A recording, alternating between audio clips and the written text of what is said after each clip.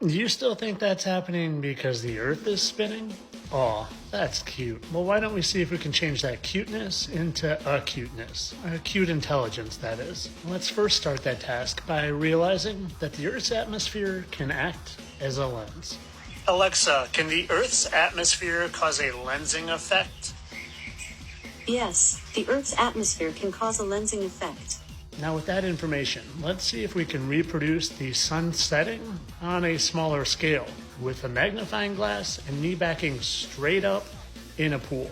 I'm not going down, I'm just going back.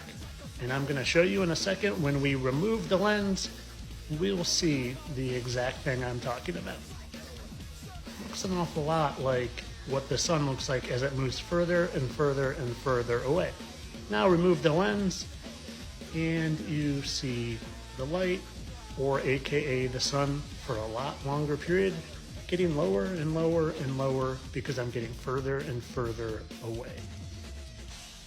And when you look at it alone, it looks an awful lot like the sun setting. And when you actually just compare it to the sun setting, it looks identical. Remember, I'm not getting lower, I'm just moving further and further away.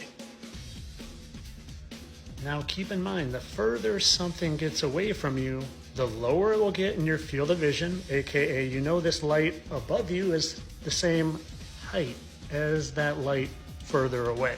But it just gets lower and lower and lower and smaller and smaller and smaller until eventually it's going to disappear, because unlike they tell us, light doesn't travel trillions of miles endlessly to your line of sight. And if you ever find yourself under the right conditions, aka no lens or high humidity, you will see that the sun just goes and goes and goes and shrinks and shrinks. So next time you're lucky enough to see the sun setting over a beautiful body of water, ask yourself, what's really going on here? Is there a lot of atmosphere? Is the sun just getting further away? Or am I really spinning 1,000 miles per hour backwards, faster than the speed of sound? This is all for entertainment purposes, though. Of course, we're on a ball spinning endlessly, and I'm a descendant of a monkey that was a descendant of a tadpole. Entertainment only.